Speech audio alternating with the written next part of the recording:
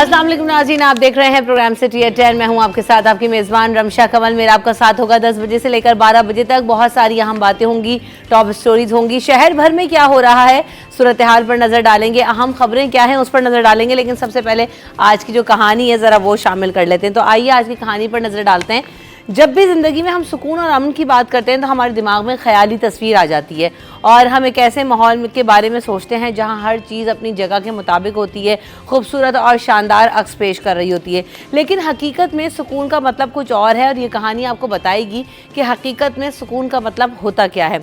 तो एक दफ़ा एक बादशाह ने मंजर कशी के मुकाबले का ऐलान किया और बादशाह ने कहा कि जो भी शख्स अमन की जो खूबसूरत तरीन तस्वीर है वो बनाएगा उसे एक बड़ा इनाम दिया जाएगा। दुनिया के बेहतरीन मुसव्विरों ने अपने जौहर दिखाए, शाहकार तैयार करके भेजे और एक तस्वीर जो वाज़े तौर पर सबसे अलग लग रही थी, इसमें एक झील थी जिसके शफाफ पानी में बर्फीली चोटियों का अक्स था और ऊपर से खूबसूरत नीला आसमान जिसमें हल्के हल्के बादल थे।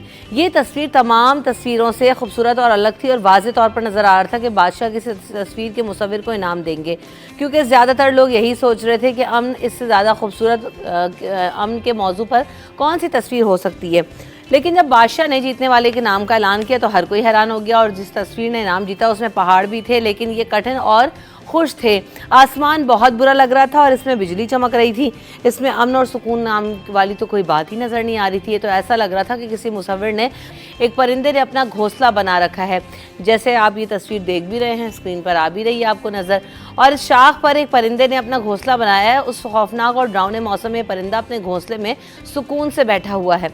तो ये चीज़ बादशाह को बहुत पसंद आई और उसको जो है वो इनाम दिया गया बहुत ज़्यादा। अल्लाह ताला ने जो चीज़ें हमें दी हैं उस पर इत्तेफा करने की कोशिश करें, सब्र और शुक्र करें और कठिन जो हालात हैं उनका मुकाबला ठंडे दिमाग से सब्र के साथ करें तो हम देखेंगे कि हमारी ज़िंदगी जो है वो भी पुरसुकून होगी, दिल पुरसुकून होगा और जहनी हालत भी बेहतर रहेगी। इर्द गिर्द के माहौल की वजह से, दूसरे लोगों की बातों की वजह से जो है ना वो हमें ये नहीं चाहिए कि हम अपने घर का या अपने दिल का सुकून जो है ना वो बर्बाद करें।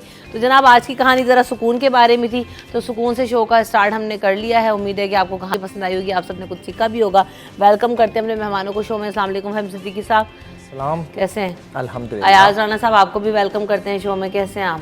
बिल्कुल वैसे ही जैसे हमेशा होते हैं। सुस्त हो रहे हैं आज तो? सुस्त मौसम ने किया हुआ, क्यों? इतनी गर्मी बर्फ गिर रही है बाहर तो इसलिए थोड़े से सुस्त हो गए। सर्दी में आदमी सुस्त हो जाता है। हाँ सर्दी में जाता है, वही तो कह रही हूँ, इतनी गर्मी में काहे की सुस्ती। आप चाह रहे हैं हम फुर्तीले नजर आए। गर्मी में तो ये होता है बंदा शावर लेगा तो सारी सुस्ती फुस। आप इस मौसम में चाह रही हैं कि हम भाग भाग के फुर्तीले होके बिल्कुल सब हम कर लेंगे, वो वाला काम। फिर बेसुकूनी की बातें शुरू, भी सिखाए ना सुकून की बात करें। आपका काम है सुबह आके शहद लगाना, बाकी आप इतनी मक्खियाँ तो खुद बैठेंगी ना। मैंने आप शहद लगा दें आगे, लगा दिया आपने, अब चले मैं तो शुरू करें आप फिर। कहा शहद वाले ज़माने चले गए। मक्खियाँ बिठाते अच्छे से हम जी बिल्कुल सुकून से। आज पहले तो आप खुश हो जाएं कि गधा, घोड़ा, ऊंट, खच्चर कोई नहीं है। आज आपके लिए बादशाह वाली कहानी रखी है। लेकिन बादशाह था और शुक्र है बादशाह था और बादशाह के ज़रिए जो है सुकून भी मिला है आज सुबह सुबह लोगों को। और सुकून हफ्ते के पहले दिन बहुत ज़रूरी था आपकी तरफ से दिया जाना। बड़ा जो है ना ट्रैफिक का माहौल बड़ा ख़राब होता है पहले दिन सुबह सुबह तो होता है, देखिए और सुकून के साथ जो है ड्राइव करनी चाहिए और सुकून के साथ अपनी मंजिलों के ऊपर पहुंचना चाहिए और सुकून के साथ अपना प्रोग्राम शुरू कर देना चाहिए और सुकून की बातें करनी चाहिए। सुकून से निकलना भी चाहिए ताकि सुकून से पहुंच सके। स्टोरी है ये सिंध गवर्नमेंट के लिए, बिल्कुल सुकून वैसा लग रहा था सिंध गवर्नमेंट वो तो इस पे बिल्कुल भरपूर अमल दरामद कर रहे हैं और क्या, और इससे ज़्यादा वो कैसे अमल दरामद करेंगे। कंट्रोल एनवायरनमेंट में नहीं है लेकिन तब भी चिल है बिल्कुल सुकून में। तो आइए ज़रा गवर्नमेंट के रिलेटेड बात तो कर रहे हैं। तो आज हम देख रहे हैं कि बल्दिया उज़्मा कराची का जो है सालाना बजट इजलास होगा और आइंदा जो है साल का बजट जो आने वाला है वो पेश किया जाएगा। इजलास इसकी जो सदारत है वो मेयर कराची बैरिस्टर मुर्तज़ा वहाब साहब करेंगे। बजट का जो कुल हजम है वो 49 अरब 70 करोड़ 18 लाख 75 हज़ार रुपये रखा गया है और बजट में कुल अखराजात का तखमीना 49 अरब 60 करोड़ 21 लाख 38 हज़ार रुपये लगाया गया है। तो इसमें 9 करोड़ समथिंग जो लाख हैं उनकी बचत भी दिखाई गई है। इसके अलावा जो वाजिबात और पेंशन के लिए 10 अरब 80 करोड़ रुपए रखे गए हैं। और भी बहुत सारी चीज़ें हैं कि इलेक्ट्रिक के बिलों में म्यूनसिपल टैक्स की वसूली से मुतालिक भी करारदाद कौंसिल में जा चुकी है, मंजूर हो चुकी है। और क्या आज इजलास के हवाले से होगा उसमें भी हम बात करेंगे। साथ साथ वज़ीर आला सिंध के जो मेयर कराची हैं, उन्होंने हमरा दौरा किया है मुख्तलिफ इलाकों का, और उसमें जो मूसलाधार बारिशों के हवाले से जो तैयारियां हैं उसके मुतालिक आगाह किया गया है। तो नदी नालों का दौरा किया गया, नर्सरी पर नालों की सफाई के काम पर मेयर कराची ने वज़ीर आला को ब्रीफिंग भी दी है और बताया है कि किस तरह से सफाई का काम करवाया जा रहा है। तो हम इस हवाले से तो यकीनन देखेंगे हम खुद भी कि कितना काम हो रहा है। कमिश्नर कराची ने दूध की सरकारी कीमतों पर इजाफे पर अनोखा जवाब दिया। उन्होंने कहा है कि लाहौर में दूध की जो सरकारी कीमत है वो 160 रुपये लीटर है। कमिश्नर कराची साहब ये कहते हैं, और लाहौर की मार्केट में दूध 210 रुपये फ़रोख्त हो रहा है। तो इस्लामाबाद में भी दूध की सरकारी कीमत से महंगा मिल रहा है तो कोई बात नहीं, कराची में भी हो रहा है। कमिश्नर साहब बिल्कुल सुकून में है, सुकून। सिंध के सीनियर वजीर शर्जील नाम मेमन की हिदायत पर हमने आपको कई दफ़ा खबरें दी। ईद से पहले भी जो है जायद किराया वसूल करने वालों के खिलाफ मुहिम जारी थी और क्रैकडाउन का फैसला किया गया था। इस वक्त हुआ ये कि 891 गाड़ियाँ जो उनको चेक किया गया है और इजाफी जो किराए ली जा रही हैं उसकी रकम 9,23,000 रुपये जो है वो मुसाफिरों को वापस कराए गए हैं। और जो जुर्माने हुए हैं तकरीबन 3.5 लाख रुपए से ज़ायद के जुर्माने ट्रांसपोर्टर्स के ऊपर भी आयद किए गए हैं। तो ये कार्रवाई होती हुई हमें नज़र आ रही है। इसके अलावा मुमकिन मानसून बारिशों के पेश नज़र सिंध बिल्डिंग कंट्रोल अथॉरिटी ने 24/7 रेन एमरजेंसी सेंटर्स कायम कर दिए गए हैं। इन रेन एमरजेंसी सेंटर्स का क़याम तो हो जाता है, लेकिन क्या वाकई ये फ़ायदेमंद होते हैं, कारामद होते हैं या नहीं होते, इस हवाले से भी बात करेंगे। और इसके अलावा हमने देखा कि जो लोग कब्ज़ा कर रहे हैं कराची की ज़मीनों पर, बल्दिया उज़्मा कराची की, उनके खिलाफ घेरा तंग कर दिया गया है। और senior director sports and culture ने कहा है कि बहुत से ग्राउंड्स ऐसे हैं जिन पर इदारे, मोहल्ला कमेटियाँ और कब्ज़ा माफिया काबिज़ हैं। तो हम जो ग्राउंड्स हैं उस पर कब्ज़ा माफिया से जो है उनको छुड़वाना है और उनको बहाल करना है उनकी पुरानी हालत में। इसके अलावा सिंध में अमन अमान की सूरत हाल पर भी आज अहम इजलास होगा और सदर मुमलिकत जो है वो इसकी सदारत करेंगे। इससे पहले भी एक इजलास हुआ था, आज उसकी मेरे ख्याल से कंटिन्यूटी हमें नज़र आएगी या फॉलो अप होगा या क्या होगा। फ़हीम सिद्दीकी साहब से इस हवाले से बात करेंगे। तो स्टार्ट यहीं से कर लेते हैं फ़हीम भाई। ये जो अमन अमान का इजलास है ये पहले भी हमारे यहाँ हो चुके हैं और ये कहा गया कि कच्चे के डाकुएँ हैं उनके खिलाफ जो है वो क्रैकडाउन किया जाएगा और हथियारों और दीगर जो मसाइल उनके सामने बात होगी। और मंशियात के हवाले से बहुत ज़्यादा पिछली बार भी डिस्कशन हुआ था। इस दफ़ा मुद्दा क्या है कि फॉलो अप होगा या कोई नया एजेंडा है? फ़हीम सिद्दीकी साहब, आपकी याददाश्त बहुत अच्छी है। अल्हम्दुलिल्लाह। आपको पिछला इजलास याद है, उसमें हुई सारी बातें याद हैं जी। इतनी अच्छी याददाश्त होनी नहीं चाहिए इस कौम की। पाकिस्तान में नहीं हो रही। तो आप जिस इजलास की बात कर रही हैं इसमें फॉलोअप क्या होगा? फिर वही बातें होंगी कि जनाब मंशियात के आदी अफराद के खिलाफ ऑपरेशन किया जाएगा, ख़ास तौर पे जो तालीमी इदारों में मंशियात का बढ़ता हुआ इस्तेमाल है उसको रोकने के लिए जो है वो प्लानिंग्स की जाएंगी। कच्चे में डाकुओं के खिलाफ ऑपरेशन के लिए हम तैयार हैं। कराची में स्ट्रीट क्राइम को कंट्रोल किया जाएगा। यही सारी बातें होनी हैं, कोई नई बात नहीं होनी। देखिए पिछले दिनों जो है वो वज़ीर आला सिंध साहब जो हैं वो जो हमारा IG ऑफिस है वहाँ गए थे और वहाँ पर जो है उन्होंने जो पुलिस के जवानों के लिए एक इंश्योरेंस स्कीम है उसकी भी बात की। उस मौके के ऊपर उन्होंने कुछ और बातें भी की कि कराची के जो एंट्री और एग्ज़िट पॉइंट हैं वहाँ पर जो है वो कैमरे लगा दिए गए हैं। सेफ सिटी के हवाले से भी बातें की। तो ये सारी बातें बहुत खूबसूरत हैं और इनसे मैं समझता हूँ कि क्रिमिनल्स जो हैं वो यकीनन डर जाते होंगे और उसके नतीजे में क्राइम का ग्राफ जो है वो नीचे आना चाहिए, लेकिन उल्टा होता नज़र आता है। उन्होंने उस दिन कहा कि 68 लोग जो हैं वो इस वक्त तक शहर में स्ट्रीट क्रिमिनल्स के हाथों मारे गए हैं। वज़ीर आला साहब के IG ऑफिस जाने के बाद जो है वो 3 लोग इस शहर में मज़ीद स्ट्रीट क्रिमिनल्स के हाथों मारे जा चुके हैं, डाकुओं के हाथों मारे जा चुके हैं। पूरा शहर जो है उस वक्त डाकुओं के रहमो करम के ऊपर है। तो मैं समझता हूँ कि ये जो कमेटी आज इजलास होने जा रहा है, इस इजलास में जो है वो कोई ऐसा ठोस लाहेअमल जो है वो दिया जाए जिसके ऊपर जो अमल होता हुआ भी नज़र आना चाहिए। कराची में अब तक कुछ फ़र्क आया? मुझे तो कम से कम कोई फ़र्क नज़र नहीं आया। अलावा इसके कि एक मैंने ये सुना कि जनाब एक बिल तैयार किया गया है कि तालीमी इदारों में मंशियात के इस्तेमाल को कैसे रोका जा सकता है। इसके लिए एक बिल जो है वो सिंध असम्बली में लाया जाना है। वो बिल अभी तक सिंध असम्बली में नहीं पहुंचा है। वो एक इम्पॉर्टेंट चीज़ है, उसे आ जाना चाहिए। उसके ऊपर उसके मुताबिक उसे कानून भी बन जाना चाहिए। मैं समझता हूँ कि अपोजिशन चाहे कोई भी हो वो ऐसे बिल की मुखालफत नहीं करेगी। वो बिल कानून बन के उसके ऊपर अमल दरामद होना चाहिए। स्ट्रीट क्राइम के हवाले से बात हुई थी, कच्चे के डाकुओं के हवाले से बात हुई थी। आसिफ अली जरदारी साहब की सदारत में वो इजलास हुआ था जो सदर मुमलिकत हैं। उसके बावजूद ना तो कच्चे में हमें कोई कार्रवाई खास होती हुई नजर आई और ना ही बल्कि और कच्चे के इलाके से डाकू हुआ है। यहाँ पर वो जो बिजनेसमैन बलवानी साहब का मर्डर करके मार मुर के चले भी गए। तो कच्चे के डाकू जो है वो पक्के तक पहुँचने लगे हैं और पक्के में आकर वो अपनी पक्की कार्रवाइयाँ करके जो है वो कच्चे में वापस भी चले जाते हैं। तो ये सिचुएशन है, मैं समझता हूँ कि थोड़ा सा मज़ीद हमें जो है वो ऐसी कार्रवाइयाँ होती हुई नज़र आनी चाहिए जिससे आवाम में एहसास तहफ़्फ़ुज़ पैदा हो। मुझे जो सबसे बड़ी प्रॉब्लम नज़र आती है वो ये आती है कि आप किसी भी नशिस्त में बैठ जाएँ, किसी भी आप महफिल में जाके बैठ जाएँ, वहाँ पे एक ही गुफ्तगू हो रही होती है, हालात बहुत ख़राब हैं, हालात बहुत ख़राब हैं। ये हालात ख़राब हैं, इसको हुकूमत ने चेंज करना है कि ये अब हालात ख़राब नहीं है, हालात बेहतरी की तरफ जा रहे हैं। ये सबसे इंपॉर्टेंट है मेरे ख्याल और ये तासुर बिल्ड करने की तो कोशिश की जा रही है, लेकिन ये बिल्ड हो नहीं पा रहा है क्योंकि जो हकीकत है वो बिल्कुल इसके बरक्स है। और फ़हीम भाई तो यकीनन डाटा बहुत क्लोजली देखते भी हैं, वॉच भी करते हैं कि कहाँ पर कितने स्ट्रीट क्राइम और वारदातें। तो यार हम सब भी इसी शहर में रहते हैं, देखते हैं कि हमारे यहाँ अभी पिछले दिनों भी बात हुई कि सिंध के हवाले से अमन ईमान का इजलास तो हो रहा है, सब कुछ हो रहा है, सेफ सिटी प्रोजेक्ट बात होती है, लेकिन वही वाली बात है कि डिलीवरी कहाँ है, डिलीवरेंस आपको नज़र आती है, सिर्फ इजलासों की हद तक ही है। बदकिस्मत शहर, यहाँ पे वो पुलिस वाले जो आपके महाफिज हैं उनकी गाड़ियों में आते हैं, वो पुलिस वाले ख़ुद आके डकैतियों के अंदर मुलविस पाए जाते हैं।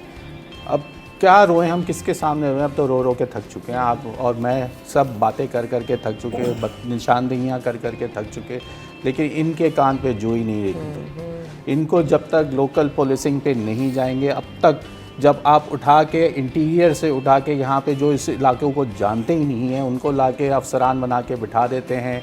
कच्चे के वो लोग जो यहाँ पे आ जाते हैं, फिर आप कहते हैं कि कच्चे के डाकू उठ के यहाँ पे आ गए। मैं बोलना नहीं चाहता नेशनल टीवी पे बैठ के इस तरह की बातें, लेकिन दिल जलता है, हमें बोलना पड़ता है। क्या करें, ये चीज़ें हमारे सामने आती हैं।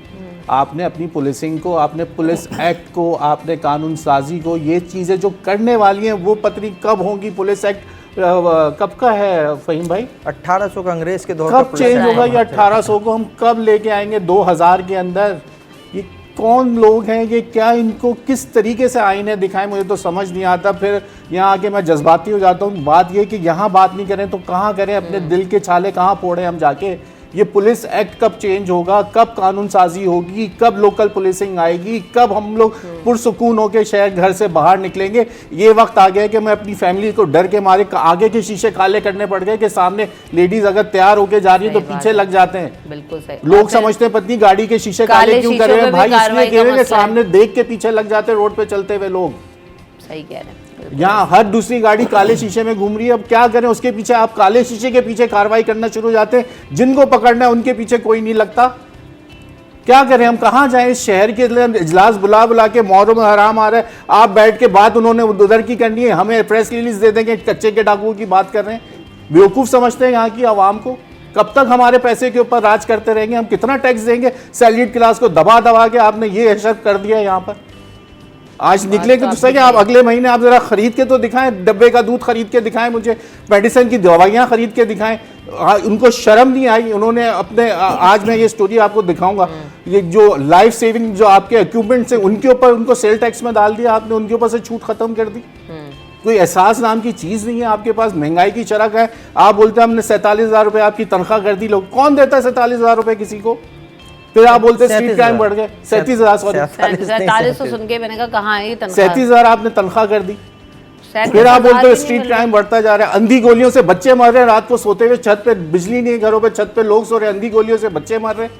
3-4 वाकयात हो चुके हैं बच्चों के मरने के अंधी गोलियों के। आपसे ये नहीं समझ रहा, आप बातें हमें प्रेस रिलीज वाली सुना देते हैं। नहीं तो अब ये संभलेगा कैसे ये हालात? देखिए बजट की जहाँ तक बात है ना, तो बजट के ऊपर अब एक आवाज़ जो है ना वो वाज़े आवाज़ आना शुरू हो गई है। और कल का अगर हम देखें, कल जो ख़बरें थीं उनमें फजलुर रहमान और ख़ास तौर पर अपोजिशन की जो जमातें हैं उन्होंने तो बजट को मुस्तरद किया ही किया। जो आवाज़ पीपल्स पार्टी की जानिब से आई है वो बहुत इम्पॉर्टेंट है कि इसमें आवाम के लिए कुछ नहीं है। ये पीपल्स पार्टी की जानिब से जब बात आई तो मुझे एक यूँ समझ लीजिए कि अंदर एक थोड़ा सा ही सही लेकिन इत्मीनान हुआ कि कौमी असम्बली में शायद ये बजट जो है वो मंजूर ना हो। अगर पीपल्स पार्टी इस बजट की मुखालफत कर रही है और पीपल्स पार्टी की आला क़यादत मुखालफत कर रही है, आसफा भुट्टो जो है वो कह रही हैं कि इस बजट में आवाम के लिए कुछ नहीं है, शाज़िया मेरी उसके ऊपर जो है वो बताती हैं कि जनाब ये बजट जो है वो बिलावल भुट्टो ज़रदारी की मर्ज़ी से नहीं बना। तो इन बातों के बाद मेरी एक तवक्को, मेरी एक उम्मीद मेरे अंदर जागी है कि शायद ये अवाम दुश्मन बजट, जिसमें जो बातें अभी अयाज राना कह रहे थे कि आपने कहाँ कहाँ सेल्स टैक्स लगा दिए हैं, शायद ये बजट कौमी असम्बली से पास ना हो। आने के बाद इस सवाल का जवाब ज़रूर दीजिएगा कि क्या जो सिंध असम्बली का बजट आया है, सिंध के सूबे का बजट आया, आप उससे मुतमईन है? जो अभी हम पीपल्स पार्टी को वहाँ पे शोर मचाता हुआ देख रहे हैं, इस पर बात होगी आफ्टर दिस ब्रेक।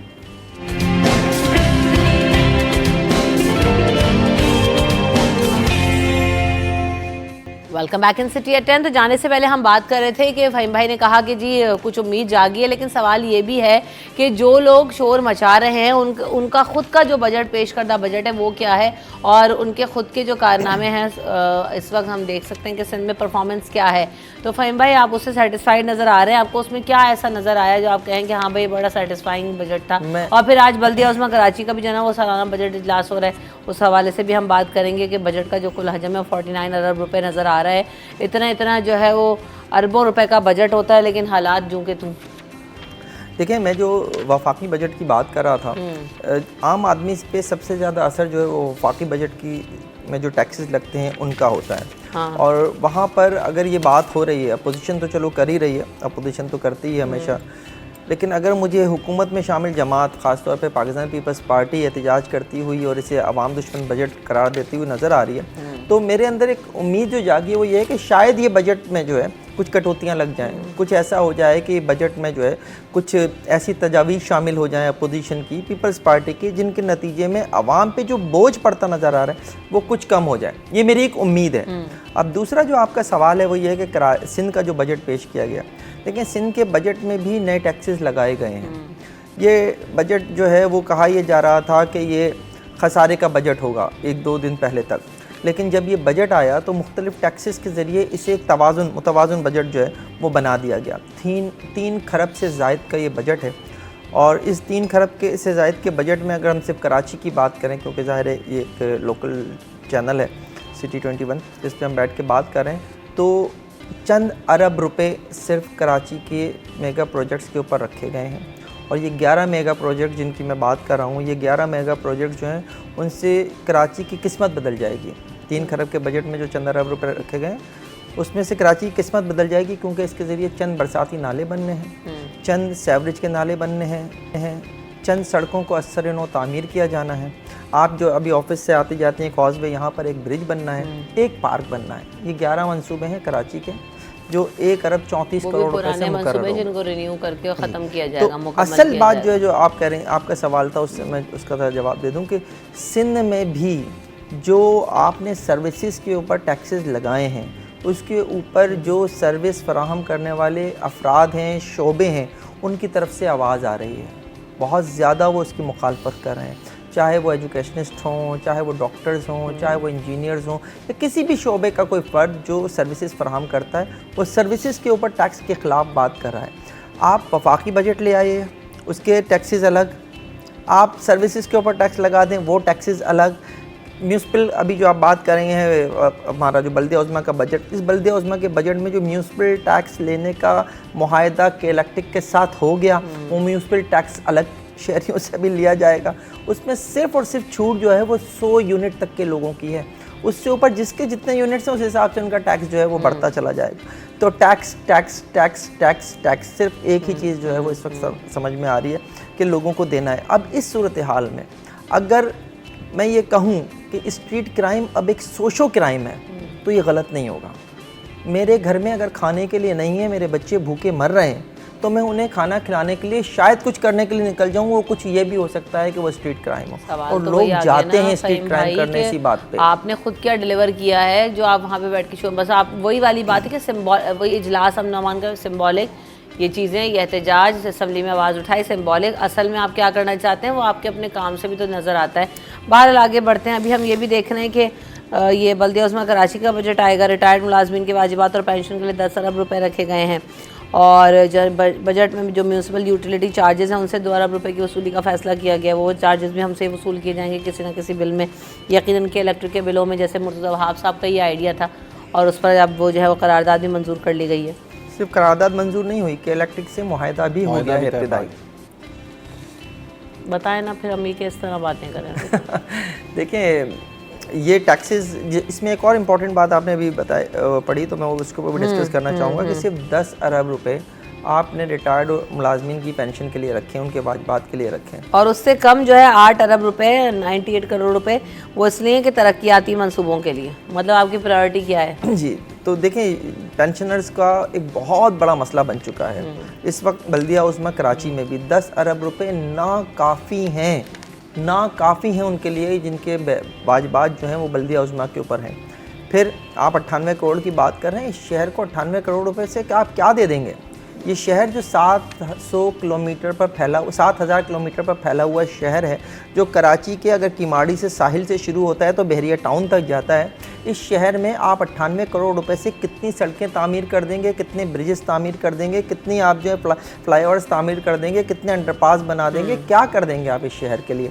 तो 98 करोड़ वो उस शहर के लिए, वो उस शहर 8 अरब 98 करोड़ 8 अरब 98 करोड़ चढ़े। ये डेवलपमेंट का है, खाली सिर्फ डेवलपमेंट का। लेकिन ये वो शहर है जो पूरे मुल्क को पालता है, जो टैक्सेस देकर इस मुल्क की मईशत की रीढ़ की हड्डी कहलाता है। ये वो शहर है जो कराची से जब पैसा निकलता है यानी बनता है तो वो सिंध को पालता है, पंजाब को पालता है, KPK को, बलोचिस्तान को पालता है। लेकिन इस शहर का हाल देख लीजिए कि इस शहर में आप कोई 1 किलोमीटर की ऐसी शाहरा नहीं दिखा सकती जिसके ऊपर आप जब ड्राइव कर रही हो तो कहीं कोई खड्डा ना आए और आपकी गाड़ी को आपको ब्रेक ना लगाना पड़े। तो बात वही है कि डिलीवरी नज़र नहीं आ रही ना फ़हीम भाई। बजट आ रहे हैं जा रहे हैं, आप ये 8 अरब रुपए की जगह में तो करीब 25 अरब भी लिख दें तो कौन पूछने वाला है? और नहीं पूछने वाला, या आए कहाँ गए कहाँ नहीं गए। क्यों अयाज, आप देखते हैं कि जो बजट पास होते हैं उनमें जो प्रोजेक्ट्स होते हैं बड़े जल्दी कम। एक छोटी सी बात बस ऐड कर दूं प्लीज़ आप अयाज के जवाब से पहले।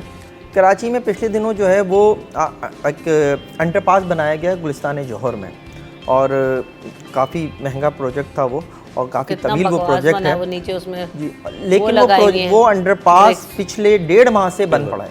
क्यों? बस उसमें उसकी तामीरात में प्रॉब्लम्स आई हैं, उसको उन्होंने जो रीडू कर रहे हैं वो बंद पड़ा है। वो आपने एक बना के छोड़ दिया आपने। अच्छा, मुझे बंद होने का तो नहीं पता था, लेकिन मेरा जब वहाँ से गुजर हुआ तो मुझे भी वो लॉजिक में, और मौसम भी काफ़ी देर तक उसको डिस्कस करते रहे कि हमें वो लॉजिक समझ में नहीं आई। वो आपने देखा है वो जो रोड बनाया उसमें ब्रिक्स लगाई हैं, ब्रिक्स के अब वो गाड़ी इतना वबल करती है, मतलब आपकी गाड़ी की भी बैंड बच जाए। मुझे समझ नहीं आया कि जब बनाया था तो किस लॉजिक के तहत आपने बनाया था। या तो बहुत स्मूथ ड्राइव हो, बहुत पक्की सड़क हो, उसके बीच में वो स्पेसेस हैं, वो एक भी निकलेगी तो आप हमारे, तो फिर आप हाल देखेंगे क्या होता है। और अब बंद भी हो गया। बहरहाल पता नहीं कौन ऐसे मशवरे देता है, कौन ऐसे आइडियाज़ देता है। फिर वही बात आ जाएगी, मैं फिर जज्बाती हो जाऊंगा। आप बोलती हैं फिर नहीं, आप बोले, आपको हमने ओपन जो है ना वो दिया हुआ है, छूट है आज मुझे ये अभी आपने फुटेज चल रही थी टीवी के ऊपर कि कल CM साहब के साथ मुर्तज़ा वहाब साहब जो है वो शहर का दौरे पे नाले दिखा रहे थे उधर अभी। हाँ, तो आज ये आज का दिन आपने जो ये बोला है इसको रिकॉर्ड कर लें, लाइब्रेरी वालों को बोलें कि अपने पास रख लें और ये आर्काइव में चली जाए। जिस दिन बारिश होगी, मानसून स्टार्ट होगा, उनसे हम ये फुटेज दोबारा चला के पूछेंगे कि वही पॉइंट्स जिस जगह पे ये नर्सरी पे खड़े थे, टीपू सुल्तान के ब्रिज के नीचे खड़े थे, तो वहाँ पे बड़ा तसल्ली बख्श उनको नज़र आया ना कि चीज़ें वो के काम हो गया। पैसे बहुत सारे 9 अरब रुपए कराची के लिए 9 अरब रुपए रख दिए। पत्नी, ये तो स्विट्ज़रलैंड बनने वाला है अभी इस साल के बजट के बाद। कराची जो है आप देखिएगा क्या ज़बरदस्त शहर होगा। स्विट्ज़रलैंड लोग हमारे यहाँ पे देखने आएंगे कराची की डेवलपमेंट को। वो जो 3 बड़े प्रोजेक्ट हैं वो पूरी दुनिया से, वर्ल्ड बैंक वाले भी हैरान हैं, वो भी आ रहे हैं देखने के लिए कि हमने क्यों पूरी दुनिया में पैसे लगाए, इन्हीं को दे देते सिंध गवर्नमेंट को। ये आइडियल शहर बनने वाला है अभी।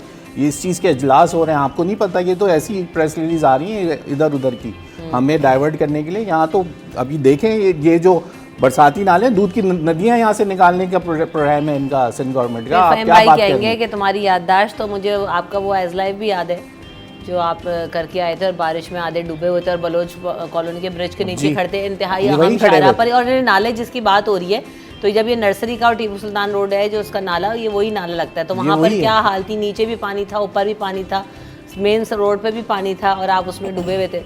तो वो हमने देखा है सबको इस तरह से रिपोर्ट करते हुए। महमूदाबाद में अगर इस वक्त आप ड्रोन चलाएं ना, अब उसके ऊपर सिर्फ नाले में सिर्फ कचरा है, सिर्फ आपको कचरा नजर आएगा, जो कि बहुत मेहनत से उसकी दीवारें भी ऊंची की गई, उसके बराबर में सड़कें भी बनाई गई। लेकिन सड़कें इसलिए बनाई गई कि वहाँ पे उसका एक्सेस हो सके, वहाँ पे उसकी सफाई के लिए यार, मशीनरी उसकी जा सफाई सके। के लिए कितने दिन लेकिन लगा के, वो कौन कितनी सा साल था क्रेन्स बनने लगा के के बाद पहले कोई साफ भूल हुआ था, गए। लेकिन फिर वो कुछ मतलब अब इतना उसमें टाइम आवाम नहीं का हुआ भी इस एक- बात को। आवाम का भी मेरे तो ख्याल एक से वो साल है। भर पहले की बात होगी कि महमूदाबाद का जो नाला था बिल्कुल साफ सुथरा और उसको खोल दिया गया था, उसमें ड्रेनेज सिस्टम, मैंने भी वो ड्रोन फुटेज से देखा, खुद भी वहाँ पे जो है ना वो शो किया था, लेकिन अब फिर वही हाल है।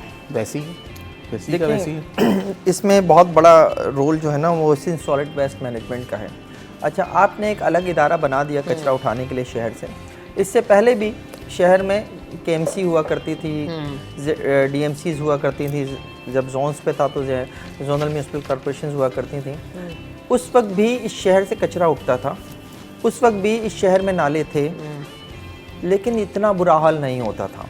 इस शहर में हम बहुत अरसे से एक ही फिगर कोट कर रहे हैं कि 14,000 टन कचरा जो है ये शहर में पैदा होता है, जिसमें से योमिया सिर्फ 7,000 टन कचरा उठ पाता है।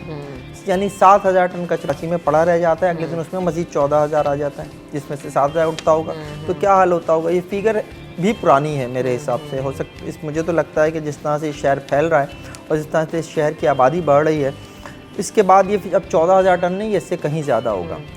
ये जो कचरा उठ नहीं पाता, ये कचरा कहाँ जाता है? ये कचरा जो उठ नहीं पाता ये इन्हीं नालों में जाता है। ये इन्हीं नालों में जाकर इन नालों को चौक करता है। आप कचरा नहीं उठाएंगे, ज़रा सी बारिश होगी, इस शहर का हाल बिगड़ जाएगा। लोग, मुझे याद है पिछले ही साल की बारिश में लोगों ने पूरी रातें जो हैं वो शाहराह फैसल पर मौजूद जो दफातर हैं उनके लोगों ने पूरी रात अपने दफातर में गुजारी है, क्योंकि नीचे उनकी गाड़ियां तक पानी में डूबी हुई थी। वो अपने घरों को नहीं जा सके थे, और एक ऐसे मौसम में नहीं जा सके थे जब बारिश हो रही थी और लाइट भी नहीं थी।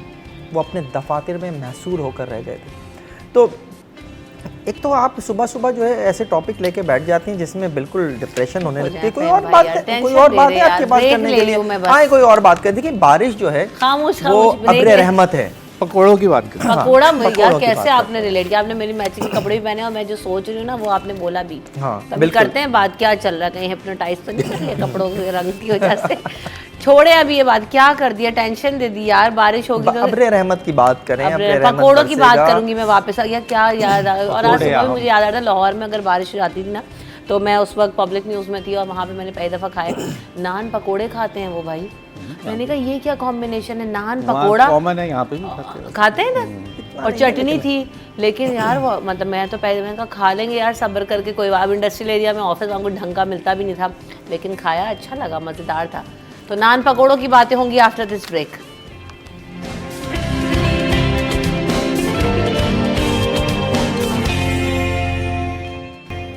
Welcome back in city at 10। तो नान पकोड़े मैंने ब्रेक में दोनों से पूछा कि किसने खाए किसने नहीं खाया। अच्छा, मानसून का भी, बारिश की भी बात अभी मैं भी करूँगी। रेन एमरजेंसी सेंटर्स का भी क्याम किया गया। ज़रा रुक जाए फिर आप दोनों इस पर बरस पड़ेंगे। जब बारिश होती है तो क्या करते हैं आप? फरमाइश होती है पकोड़े खाते हैं कि बस ऐसी ड्यूटी पे ही टाइम गुजर जाता है आज की तरह? अच्छा होता है मौसम। आज तो डूबे हुए गटर के पानी में भी शौक से नहा के आ रहे थे, बेचारे की ड्यूटी ऐसी थी। देखिए जाहिर है हम जर्नलिस्ट हैं और हमें फील्ड में भी जाना पड़ जाता है। और मुझे पिछले साल का याद है जो बारिशें थी तो मैं इसी ऑफिस की छत के ऊपर चढ़ के जो है वो रिपोर्टिंग कर रहा था। चढ़े कैसे थे आपने? मुझे उस दिन बताया सीढ़ियाँ नहीं। सीढ़ी नहीं है, वो एक लकड़ी की एक सीढ़ी पे लगा के उसके ऊपर चढ़ गए थे। तो कह रहे सीढ़ी नहीं है, मैंने कहा आपको क्या क्रेन ऐसी वो वाली सीढ़ियाँ बनी हुई सीढ़ियाँ नहीं है कि आप छत पे जा सकें। क्या हो गया भाई, लकड़ी की सीढ़ी पे भी जा सकते हैं। आप योगी हैं, आप योगा करते हैं, फिट आदमी, मोटे हो गए हैं अभी आजकल, लेकिन चलेगा। फिर आप मुझे पकोड़े खिलाएंगी ना मजीद मोटा करने के लिए? बना लेंगे यार, पकोड़े बनाना। अगर इस दफा बारिश होती है और आप ऑफिस में हुई तो फिर पकोड़े ऑफिस का किचन फंक्शन होना चाहिए। आपको पता है तो मैंने लाहौर में 24 न्यूज़ में हमने पकोड़े बड़े बनाए वहाँ ऑफिस में, यकीन करें। बारिश होती रमजान में लगता है ना सेट पे भी, यहाँ पे लगवा देंगे किचन के। एक सिलेंडर ही लाके देना ना, आपको ला देंगे घर से ले आएंगे। में लगवा देते आप। कह मेरा मुंह थक गया लेकिन किचन ना लगा। यहाँ बड़ी चीज़ें डिफरेंट है। आप बताएं कि पकोड़े कौन खाता है, कुछ नहीं खाते बाहर, समोसा वमोसा ये वो। पकोड़े तो देखिए जब भी मौसम ऐसा हो ना, सिर्फ अबर आलूद हो जाए तो पकोड़े जो है वो बाज़ार में भी मिलने शुरू हो जाते हैं। और ऑफिस में जो लोग होते हैं वो वहाँ से मंगवा लेते हैं, और जो घरों पर होते हैं वो घरों में फरमाइशें करते हैं। और फिर चाय और पकोड़े, क्या मज़ा आता है।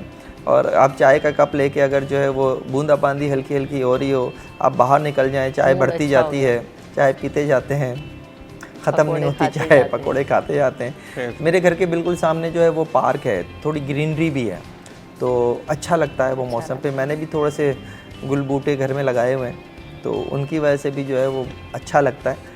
तो ये नेचर जो है ना, ये इंसान को जब अट्रैक्ट करती है ना, तो और आप उससे लिंक हो जाएं, तो आप बेशक किसी टेंस में भी हों, डिप्रेस भी हों, आप उससे निकल आते हैं। तो नेचर को जो है ना, आदमी को उससे फासला नहीं बढ़ाना चाहिए। और हमें ख़ास तौर पे मैं बात ज़रूर कहूँगा कि आजकल की जो नई नस्ल है, जिससे कि हाथ में मोबाइल है, जो ज़्यादातर वक्त जो है वो टैब के ऊपर, मोबाइल के ऊपर गुजारती है, वह इस बारिश में भी और इस अच्छे मौसम में भी बाहर नहीं आती।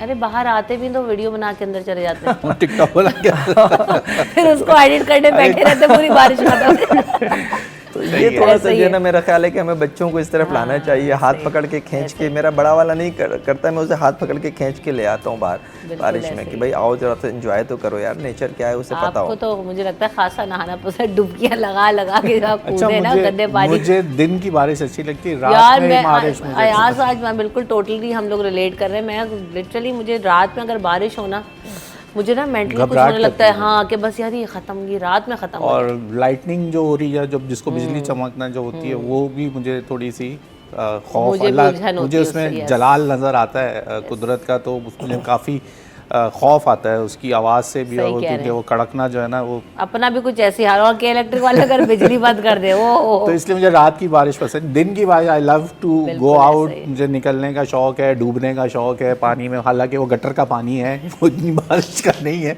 लेकिन उसके अंदर जो हादसा लोगों के साथ जो मुश्किलात पेश आ रही होती हैं, वो बताने का मुझे दिल चाहता है कि मैं लोगों को बताऊं कि कितनी परेशानी इस हुकूमत की नाअहली और नाकिस इक़दामात की वजह से जो हो सकते हैं। आपने रेन इमरजेंसी सेंटर्स की बात करी, आप यकीन करें जिस जगह की आप पॉइंट आउट कर रही हैं, उस जगह के लिए मैं उस जगह पे गया जहाँ रेन इमरजेंसी उन्होंने एक सेंटर बनाया, शारा फैसल के ऊपर। जगह भी बता देता हूँ, आने वाले दिनों में लोगों को आसानी होगी। जो शारा कायदीन का ब्रिज है, उसके नीचे ट्रैफिक पुलिस चौकी, उसके साथ रेन इमरजेंसी सेंटर बनाते हैं लोग वहाँ पे, और वहाँ पे हैवी मशीनरी खड़ी होती है। हमें यही पूछना चाह रही थी, उस रेन इमरजेंसी सेंटर में होता क्या है? एक एक्सीलेटर खड़ा हुआ होता है, एक एक्सीलेटर खड़ा होता है, वहाँ पे एक आदमी वाटर बोर्ड का बैठा होता है, जिसको आप कंप्लेन लिखवा दें, अगर उसके साथ ठेकेदार मौजूद है तो वो आपको एक्सीलेटर दे देगा। कहीं से कोई चीज़ फंसी हुई है हटाने के लिए, कोई गटर तोड़ने के लिए, कोई सड़क की जगह तोड़ने के लिए। अब मज़े की बात सुने, रेन इमरजेंसी सेंटर 2 दिन से बारिश हो रही है, वहाँ पे हम जाके बोलते हैं एक एक्सीलेटर दे दें प्लीज़, वहाँ पे अगर ये हट जाएगा, उसके नालों के सामने सामान वो कचरा आ गया तो वो खुल जाएगा। कह रहे भाई पंचर हुआ है, उसके पैसे नहीं है मेरे पास। तो वो कॉन्ट्रैक्टर अभी आ जाए तो वो अपना बंदा लेके जाएगा, और लेके कैसे जाएगा, क्योंकि टायर ये बहुत बड़ा है, तो ये तो आम उसमें जा भी नहीं सकती, तो उसके लिए सुजुकी वो आएगी, वो उसको खोलेगा, वो उसमें लेके। ये इस इमरजेंसी में उन सेंटर्स पे जो पॉइंट्स बने होते हैं, वो उधर का हाल है। 3 घंटे वहाँ लोगों ने इंतज़ार किया, मोहल्ले वालों ने बोला कि हम बैठेंगे, हम अपने पैसों से करा लेते हैं, आप कराए तो कहते, लेकिन इसको ले जाएंगे कैसे इतने बड़े टायर को, एक्सीलेटर के टायर को। ये हालात होते हैं वहाँ पे। तो कह रही है, जो रेन उनके पास डीजल नहीं होता, वो पूरे दिन एक दिन काम कर लेते हैं, जिस दिन बारिश, दूसरे दिन के बाद डीजल नहीं होता। वो कहता है कॉन्ट्रैक्टर आएगा, वो डीजल लेके आएगा, बाइक पे जाके वो डालेंगे, उसके बाद ये रियलिटी बता रहा हूँ आपको, ग्राउंड पे ये हो रहा होता है उस इमरजेंसी पॉइंट्स के ऊपर। ये शहर का अलमिया है। मैं जज्बाती होना शुरू होता हूँ, मेरा वॉल्यूमीटर, ब्लड प्रेशर चढ़ना शुरू हो जाता है। ठंडा करे वापस नीचे। अभी आपने मुहर्रम का जिक्र किया था ना, तो उसमें क्या होता है, एक छोटे बच्चे नहीं चंदा जमा करके शौकिया सबील लगाते हैं, तो वो भी जो सबील लगाते हैं, अपनी सबील को सजाते हैं, और उसमें पानी भी रखते हैं, मटका भी रखते हैं, ग्लास भी, तो और शाम में शरबत भी किसी ना किसी तरह करके बना ही लेते हैं बेचारे बच्चे। लेकिन हमारे यहाँ क्या होता है कि जी ये जो हीट वेव कैंप्स लगते हैं, ये जो रेन इमरजेंसी सेंटर्स लगते हैं, फलाने ढमाके कैंप्स का इनेकाद किया जाता है, इनमें तो मैंने टेबल और वो येलो या वाइट किस्म की चादर और एक टेंट के अलावा और 2 बंदों के अलावा कुछ नहीं मैं देखती हूँ। पकोड़े नहीं देखे आपने कभी वहाँ पे? अरे पकोड़े तो दूर पकोड़े की तो आप अच्छी जगहों की बातें कर रहे हैं, पकोड़ा तो फिर तो यहाँ तो वाकई एक मुझे लगता है पकोड़े रह गए, मैं तो फावड़ा नहीं होता उस रेन इमरजेंसी सेंटर में, वो तो फिर पहिया और फलाना और ढिमाका की बात कर रहे हैं। देखें क्या होता है रेन इमरजेंसी सेंटर? मैं फिर वहीं आता हूँ जो मैं हमेशा कहता हूँ कि असल चीज़ जो है ना, जिसकी कमी है वो है नीयत की कमी की वजह से मसाइल जो हैं वो जन्म भी लेते हैं, और अगर उनको हल करने की नीयत ना हो तो वो बढ़ते भी चले जाते हैं। हमारे यहाँ मसला ही यही है कि हमें किसी भी लेवल पे नीयत नज़र नहीं आती। ये काम कमिश्नर कराची का है, उनके नीचे डिप्टी कमिश्नर्स का है, असिस्टेंट कमिश्नर्स का है कि वो शहर में नालों की सफाई का जिम्मेदारी उनके ऊपर दी जाती है, डाली जाती है। उन्होंने पिछले दिनों इजलास भी किया, कमिश्नर साहब ने मुख्तलिफ महकमों को बुला भी लिया गया था उसमें। लेकिन इस वक्त तक भी ना तो औरंगी नाला, ना गुज्जर नाला, ना महमूदाबाद नाला, कहीं पर भी उस तरह का कोई हमें काम नज़र ही नहीं आ रहा जो बारिश से पहले होना बहुत ज़्यादा ज़रूरी है। अभी महमूदाबाद नाले का मसला क्या है, महमूदाबाद के साथ जो है वो PSHS सोसाइटी है। PSHS सोसाइटी के बहुत से ब्लॉक हैं जो नशेब में हैं और वहाँ घरों में पानी दाखिल हो जाता है, क्योंकि जब महमूदाबाद नाला भर जाता है तो वो बैक मारता है, और जब वो बैक मारता है तो PSHS की कई गलियाँ ऐसी हैं, कई ब्लॉक्स ऐसे हैं जहाँ पानी घरों में दाखिल हो जाता है। और ये आज का मसला नहीं है, ये साल का मसला है। जिस जगह पे वज़ीर आला साहब ने मेयर कराची के साथ विज़िट किया, ये नर्सरी वही PSHS की ही बात कर रहे हैं हम भी, ब्लॉक 6 वहाँ पर खड़े होकर अगर वो इत्मीनान का इजहार कर रहे हैं तो ये इत्मीनान का इजहार सिर्फ इस बात पे होगा जो मुझे पता है कि जनाब हमने यहाँ पर जब पानी आ जाएगा, बारिश होगी तो हमने यहाँ पर 10 मशीनें लाके खड़ी कर देनी है जो पानी निकालेंगी। अब पानी निकाल के लेके कहाँ जाओगे? पानी खींचोगे, निकाल के लेके कहाँ जाओगे? एक तो ये सबसे बड़ा सवाल। फिर बात ये नहीं है कि आपने जो है उस वक्त ये आर्जी इंतज़ामात कर लिए, आपको उससे पहले इंतज़ामात करने, पेशगी इंतज़ामात करने। वो ये हैं कि आप महमूदाबाद नाले को साफ़ करें, उसकी रवानी ऐसी हो कि बारिश जैसी भी हो जाए, कोई तूफ़ानी बारिश ही क्यों ना हो जाए, महमूदाबाद नाला भरे नहीं और वो चौक ना हो। तो फिर वही नज़र आ रहा है ना भाई, वहाँ तो कुछ नहीं हो रहा, बस ये टेबल और ये जो चांदनियाँ होती हैं वो बिछ रही हैं, रेन एमरजेंसी सेंटर्स के बैनर्स लग रहे हैं, नालों की सफाई होती नज़र नहीं आ रही, गटर नहीं खोले जा रहे। ये है असल एक्शन जो लेना चाहिए, और मेयर कराची मुर्तज़ा वहाब साहब इस पर भी ध्यान दें। वक्फे के बाद हाजिर होते हैं।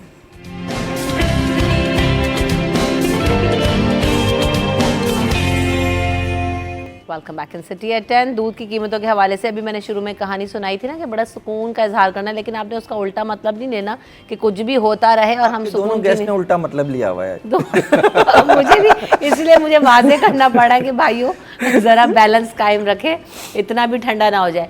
तो इन्होंने तो बड़ा ठंड प्रोग्राम जवाब दे दिया कि जी वहाँ पे भी महंगा है, इस्लामाबाद में भी महंगा है, लाहौर में भी। कमिश्नर कराची साहब ने, कमिश्नर कराची ने कल इतना ज़बरदस्त तारीखी काम किया, आपको पता नहीं? कराची की सड़कों पे गधों की रेस हुई है कल, कमिश्नर कराची उसको ऑर्गेनाइज कर रहे थे। नहीं, गधा कमिश्नर रेस जो है ये, इस पे आप थोड़ा सा क्लियर हो जाएं कि गधों की रेस उन्होंने कराई है, गधा गाड़ियों की रेस कराई है। हाँ, गधों की रेस नहीं कराई उन्होंने, तो पूरे शहर को ही गधा बनाया हुआ है उन्होंने, लेकिन ये कि वो गधा गाड़ियों की रेस थी। सही करें आप अपना जुमला। वैसे उस पर भी कोई एतराज नहीं है हमें। अच्छा, तो ये क्या हुआ, ये इतना ठंड प्रोग्राम में कुछ भी हो रहा है तो वो भी सही है। अच्छा, बाकी चीज़ों में लाहौर इस्लामाबाद नहीं देखते कमिश्नर कराची साहब? वाह, वैसे ये आपकी बहुत अच्छा पॉइंट है। बाकी चीज़ों में मुआवजा करने के लिए उनको लाहौर इस्लामाबाद का कोई चश्मा नहीं पहुंचता वहाँ तक देखने के लिए, कोई खुदबीन, कोई दूरबीन नहीं नज़र आती उनको जिसमें लाहौर कराची नज़र आए। खैर, दूध की कीमतों का एक बड़ा पहले से ये मसला है, चले आ रहे हैं, सुनने को रिट ऑफ द गवर्नमेंट नज़र नहीं आती। आप किस चीज़ के ऊपर बात कर रही हैं कि रोज़ वो अपनी लिस्ट जारी करते हैं, सब्जियों की कीमतें उठा लें, मुर्गी की कीमत उठा लें, गोश्त की कीमत उठा लें, दूध की कीमत उठा लें। किस चीज़ का रोना रोए, रोज़ एक ही बात कर करके अब तो खुद भी दिल नहीं चाहता कि इनकी बातों के ऊपर क्या बताएं। उन्होंने साफ कह दिया भाई को कुछ नहीं हो रहा, एक नहीं, दो नहीं, तीन नहीं, कितने कमिश्नर आ गए, देखते ही देखते 3 कमिश्नर हमने देख लिए। इस वक्त 1 साल के अंदर 2 कमिश्नर बदल गए, लेकिन काम कुछ ना हो सका। लिस्ट जारी हो गई, लिस्टें रोक दी, लिस्टें डिलीट हो गई, नई उन्होंने निर्ख जारी कर दिए, अमल दरामद नहीं है। भाई क्यों नहीं है? या तो लिस्ट देना बंद कर दो, जब या तो अपनी रिट कायम करने के लिए हमें एक्शन दिखाते हैं, या लिस्ट जारी करना बंद कर दें। 2 चीजें कर सकते हैं, आसान काम है, लिस्ट बंद कर दें। उसके मुताबिक चिकन के रेट्स होते हैं हमारे पास, गोश्त के होते हैं और सब्जियों के रेट्स होते हैं। ज़रा दिखाएं साइड में कि आज के रेट्स क्या हैं। कमिश्नर कराची की तरफ से जो रेट लिस्टें आती हैं उसमें और इसमें कितना फ़र्क और तजाद है, तो ज़रा करंटली दिखा देंगे क्या सिचुएशन है। फ़हीम भाई, ये जो रेट्स आ रहे होते हैं इनको किस तरह से जो है ना वो, ये तो वाकई बिल्कुल ही ऐसी, बस देखिए वेजिटेबल्स के रेट्स आ रहे हैं इस वक्त, देखें 70 रुपए किलो आलू कहाँ मिल रहा है यार, प्याज। देखिए ये जो रेट्स हैं, इन रेट्स के तायुन के लिए, इन रेट्स के तायुन के लिए बाकायदा इजलास होते हैं। उन इजलास में मुताल्लिका एसोसिएशंस को, मुताल्लिका अफराद को बुलाया जाता है। 10 रुपए किलो अब ये मैं बताती भी जाऊंगी, बीच में कोई अछूते से प्राइस आ गए तो तुरई भी 10 रुपए किलो। तो रही किलो नहीं हो 10 रुपए और लौकी 10 रुपए किलो मिल रही है, तो लौकी की भुजिया तो अच्छी बनती है यार। मैं तो लौकी बेगम को का कहूँगा रायता एक भी साथ होता उठा है। लें। हाँ, लौकी का हलवा भी लौकी बनता का है। हलवा 10 रुपए किलो में तो लौकी 100 का रुपए हलवा किलो, is good। वो जीरो भूल गए होंगे आप। वैसे मार्केट 100 में रुपए 10 किलो रुपए है। तो नहीं, 100 100 रुपए रुपए किलो, हो ही नहीं सकता कि 10 रुपए 10 रुपए किलो का। मुझे यहाँ तो पे 50 10 पे भी रुपए यकीन नहीं आ रहा। 1947 में सस्ती- दी 10 रुपए किलो। टमाटर कोई 120 वाहिद सब्जी भी मुझे बता दें जो 10 रुपए किलो मिल टमाटर रही हो। 120 कह रहे हैं, टमाटर कितने अरे 200-300 रुपए जी, मिले ईद पर। बिल्कुल। जल्दी में जीरो रह गया। तो मेरा ख्याल है कि इसमें कोई गलती हो गई, टाइप- टाइपिंग टाइप एरर हो गया है। तो वो कमिश्नर साहब की तरफ से भी हो सकता है और हाँ। हमारी जानिब से भी हो सकता है। लेकिन बात वही है कि जब भी ऐसे इजलास होते हैं जो कीमतों के तयन के लिए होते हैं, तो लास्ट टाइम जब इजलास हुए तो हमने पूरे दिन अपनी टीम वहाँ पर रखी कि जनाब आज इस चीज़ के लिए इजलास होंगे। आप यकीन जानिए जो मुताल्लिका एसोसिएशन है, मुताल्लिका अफराद हैं जो शुगर मिल्स के हों, फ्लावर मिल्स एसोसिएशंस के हों, उन्होंने कमिश्नर कराची को वक़्त ही नहीं दी कोई। वो उन इजलासों में शरीक ही नहीं शुगर हुए मिल्स सिरे वाले से तो पहुंचे ही आके, नहीं थे और उसके बाद जो है वो रेट जो है आपने खुद ही जारी कर देते हैं। तो ऐसे रेट्स जिनमें आप मुताल्लिका अफराद की एक तरह से शमूलियत ही ना हो, उन रेट्स के ऊपर क्या आप यकीन कर लेंगे। अब जो सिर्फ दूध वाली बात अगर हम कर रहे थे थोड़ी देर पहले, तो दूध का मामला ऐसा है कि लास्ट टाइम 20 रुपये आपने इजाफा बढ़ा कर दिया सिर्फ उनके कहने के ऊपर, क्योंकि जनाब डेयरी फार्मर्स का कहना है कि जनाब आप बढ़ा दें। तो भाई आम आदमी से कभी पूछते हैं जो सार्फिन की तंजीमें बनी हुई हैं, उनके लोगों को नोटिस तक नहीं जाते ऐसे इजलासों के, उनको बुलाया तक नहीं जाता कि वो आके कम से कम अपनी बात तो कर लें। और वो एसोसिएशन भी खैर पेपर पर ही हैं खाली, इतना कोई उनका वर्क है भी नहीं। लेकिन अफसोस होता है बाज़ औक़ात के हो क्या रहा है हमारे साथ। आप कह रहे हैं कि आम आदमी से पूछते हैं, तो भाई कमिश्नर कराची साहब को इसलिए नॉमिनेट किया जाता है कि वो आम आदमी को रिप्रेजेंट करें और आम आदमी का नुमाइंदा और आम आदमी की बात पहुंचाए, लेकिन ऐसा होता नहीं है। माल के हाल पर नज़र डालते हैं कि आइए करेंसी रेट्स क्या है, अयाज बताएं। यूएस ऑस्ट्रेलियन डॉलर 184 में मिलेगा, कैनेडियन डॉलर 204 रुपये में मिलेगा, यूरो इस वक्त 297 का है, कोईती दिनार 917 रुपये में आपको मिलेगा। ख़रीदने के प्राइस बता रहा हूँ। यूके पौंड जो है 355 रुपये का है इस वक्त, सऊदी रियाल 73.6 का हो गया, स्विस फ्रांस का जो यूरो है 317 रुपये में, और यूएस डॉलर 280 रुपये 60 पैसे में ओपन मार्केट। डॉलर बढ़ता जा रहा है और इसमें थोड़ा हम बहुत देख रहे हैं pressure नज़र आ रहा प्राइसेस जो है ना वो बढ़ रहे हैं। अच्छा जी, इसके अलावा हमारे पास जो है ना वो आज एक बर्थडे भी है, एमन अमजद जो है वो उनकी बर्थडे है। लेकिन उससे पहले ज़रा मौसम पे भी नज़र डाल लेते हैं कि इस वक्त मौसम की जो सूरत हाल है वो काफ़ी ज़्यादा गर्म है। कल भी बहुत ज़्यादा गर्मी थी, 40-41 तक जो है ना वो रियल फील पहुंचा और टेम्परेचर भी बहुत हाई था। आज भी हम देख रहे हैं 39 डिग्री सेंटीग्रेड, 38 डिग्री सेंटीग्रेड तक दोपहर में पारा जो है वो जाने का इम्कान ज़ाहिर किया जा रहा है और ये गर्मी की शिद्दत में यकीनन इजाफा होता हुआ नज़र आ रहा है और आज भी मौसम गर्म ही रहेगा।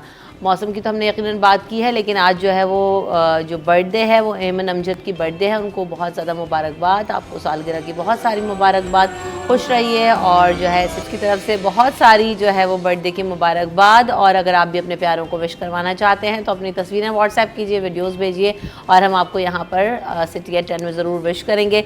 इसी बात के साथ thank you so much Ayaz Rana साहब, आपने वक्त दिया, फ़हीम सिद्दीकी साहब आपने वक्त दिया। आप दोनों की आमद वक्त का शुक्रिया। वक्फे की तरफ बढ़ेंगे, वक्फे के बाद हाजिर होंगे अपने अगले सेगमेंट में।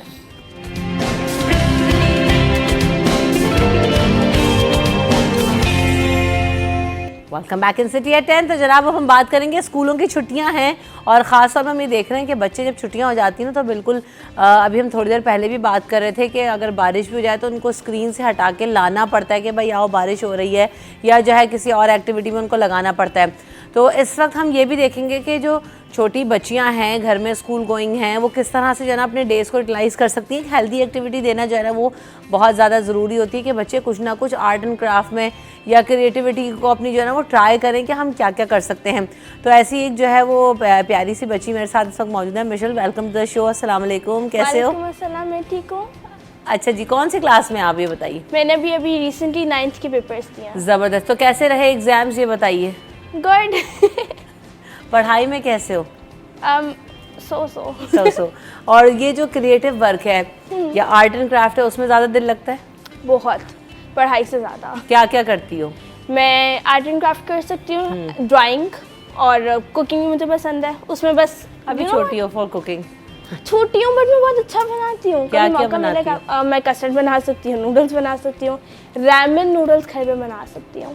घर में? जी। नाइस। एंड क्योंकि बाहर का इट्स अनहेल्दी, सो इसलिए उसको हेल्दी वर्जन में करके मैं खुद बनाती हूँ। एंड जबरदस्त। बीड्स वगैरह बनाती हूँ, लाइक ब्रेसलेट्स, नेकलेस, अपनी तरफ से आइडियाज़ निकालती हूँ। अगर कुछ कम पड़ जाए तो उसको इक्वल कर लेती हूँ। एंड मेरा फेवरेट काम आजकल जो चल रहा है वो नॉवेल रीड करना है। नॉवल रीडिंग जो है ना वो तो बच्चे एग्जैक्टली। बिल्कुल बहुत दूर है। तो अभी कौन सा करंटली नॉवल पढ़ रहे हो? I think it's like it ends with you करके कुछ है। अच्छा है, इट्स रियली गुड। ज़बरदस्त। तो ये बताइए कि जो आप ये बीड्स मेकिंग है, ज्वेलरी मेकिंग है, ये कब से कर रहे हो और अभी क्या क्या चीज़ें? अब हाथ में पहना हुआ है, भी खुद बनाया है, दिखाएं। मैंने सारा खुद बनाया है। रिंग्स भी पहनी like हुई हैं this. मिशेल ने, और क्या कहते हैं ये लाइक ये पूरा सेट है। क्यूट है। Thank you. It's like the funky way. हाँ यस, जब हम छोटे मतलब थे ना, आपके जितने और आपसे ज़्यादा कॉलेज में भी, तो ये बड़ा फैशन था जी। लाइक वॉचेस के साथ और ये लाइक द मिनिमल वंस, हाँ, और इनको ऐड करते थे ये बीड्स वाली ज्वेलरी, दीज वंस। तो ये बहुत क्यूट लगते थे। और ये हमेशा जैसे होता आ रहा है कि जो पुराना फैशन होता था 19s का, वो दोबारा एक दफा दोबारा आता आ रहा है। है। तो वो दोबारा ये बीट्स का भी फैशन आया एक दफा। अच्छा, तो अभी क्या क्या चीज़ें बनाती हो, किस तरह से बनाती हो, कुछ उसके बारे में बताइए। और श्योर। ये सारे जो पड़े हुए हैं ये सब ब्रेसलेट्स हैं? जी। वेरी नाइस, जबरदस्त, कलर्स बड़े अच्छे हैं। Thank you. मैचिंग से बनाती हो मिशेल? Matching क्या से, करती हो अपने matching ड्रेसेस से। की मैचिंग के? ये मैंने एक रात पहले बैठ के अपने लिए बनाया, because I was sure I will where this shirt. तो मैंने उसके साथ ये बना के पहना है स्पेशली। कितनी देर में बन जाता है ये? 15 minutes. It's really easy for me, जबरदस्त। बिकॉज मेरा ना वो एक हाथ सेट हो गया। मैंने ये स्टार्ट किया था मार्च में, बट अब तक खुदा का शुक्र है कि काफ़ी अच्छी स्पीड हो गई है मेरी। नहीं तो क्यों बना रहे हो आप? Just for fun. I want to get independent basically. I was 14 years old. Since that time I'm doing a job as well. हैं? कौन सी जॉब?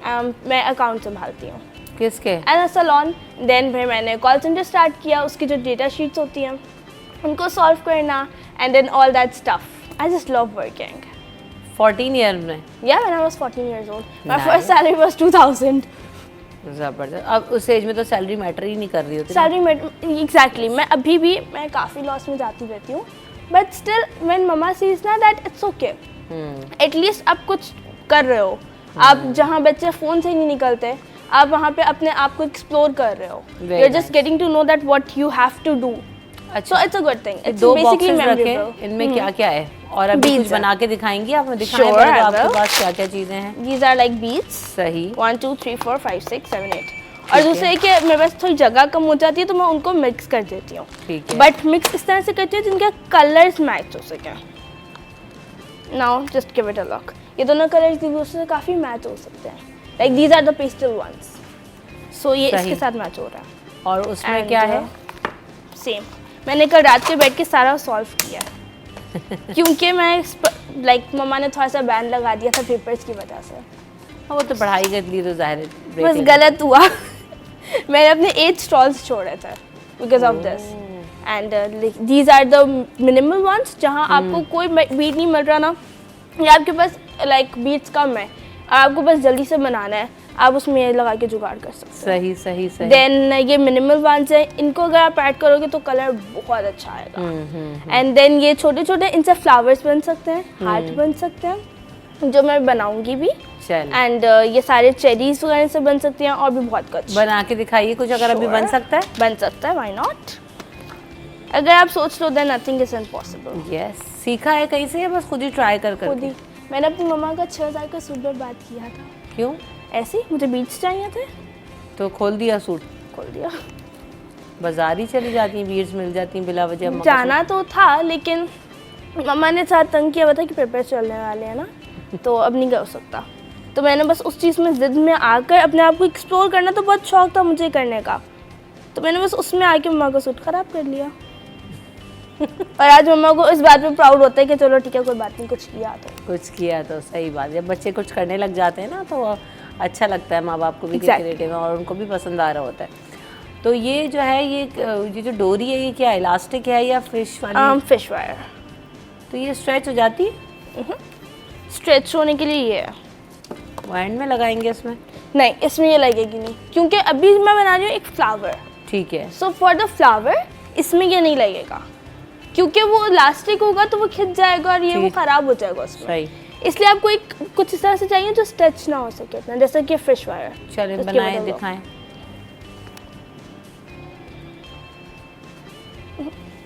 तो अभी और चीज़ें एक्सप्लोर करने के लिए किस तरह ट्यूटोरियल्स देखती हो कि क्या क्या खुद ही से अपना दिमाग लड़ाती हो? एग्जैक्टली सोते हुए जो ख्वाब आता है वो बना लेती हूँ। ख्वाब That's में आता है true. फूल That's कैसे true. बनेगा, लिटरली। That's true.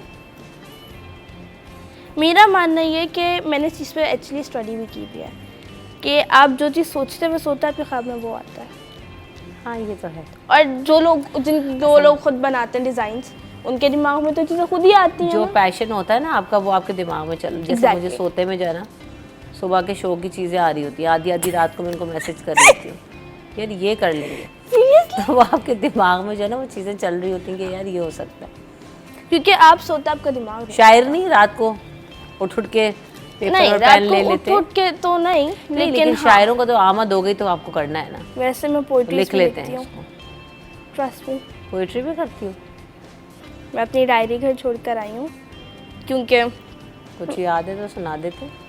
हाँ सोचता है। सोचो सोचो, करते करते सोचो। तो ये फ्रेंड्स वगैरह को गिफ्ट किए हैं कि नहीं किए? क्योंकि अच्छा उसका उनको करते क्या हो, बस मैचिंग से बना के खुद ही पहन लेती हो या क्या करती हो? गिफ्ट करती हो? सेल करती हूँ। कहाँ सेल करती हो? मार्केट में इस तरह का स्टफ बहुत अवेलेबल है, बहुत That's cheap true, price but में अवेलेबल है। चीप तो प्राइस में किनको सेल अवेलेबल कर है, रही हो? लेकिन चीप प्राइस के साथ चीप क्वालिटी भी होती है। मैंने दराज से काफ़ी, मैंने देखो हर काम स्टार्ट करने से पहले आपको उसका रिसर्च करना होता है। तो मैंने जब उसका रिसर्च किया तो मुझे ये पता चला कि जब आप दराज वगैरह से, सॉरी टू से मैं नाम ले रही हूँ, बट जब आप ऑर्डर करते हो तो आपके पास क्वालिटी चीप आती है, कभी most of the time scam हो जाता है। मैंने ये वायर हर जगह से मंगवाई और मेरे साथ बार बार स्कैम हुआ, फिर मुझे बोल्टन जाना पड़ा। तो मेरे साथ काफ़ी इस तरह की चीज़ें हुई। फिर लोगों की आसानी करने के लिए मेरे पास अभी रिसेंटली एक ऑर्डर आया था ईद का। देयर वाज अ मदर जो अपनी 25 डेज़ की बच्ची के लिए बनवा रही थी and that was so cute. और वो मेरे साथ पहले भी काम कर चुकी हुई हैं, तो मुझे काफ़ी अच्छा लगा। उन्होंने फिर बहुत तारीफ़ें वगैरह भी की। It's the start. Oh cute. Thank you. और इसमें क्या ऐड होगा? ब्रेसलेट बन रहा है ये? नो, लाइक चार्म्स देखा होंगे आपने, चार्म्स का पता होगा क्या होता है चार्म? जो ओके, चार्म्स आर बेसिकली, एक सेकेंड, जैसे ये ब्रेसलेट है इसके ऊपर बटरफ्लाई लगी हुई है। अच्छा अच्छा, ठीक दीज है। Are the charms. सादी जबान में जो लटकन हम जिसको कहते हैं ना, जी, छोटी छोटी चीजें, यू कैन मैं तो उसको कहती हूँ लटकन है। बट आजकल के ज़माने में आप किसी के सामने कहेंगे अब तो बच्चों आपको को कहाँ समझ आएगी लटकन पटकन।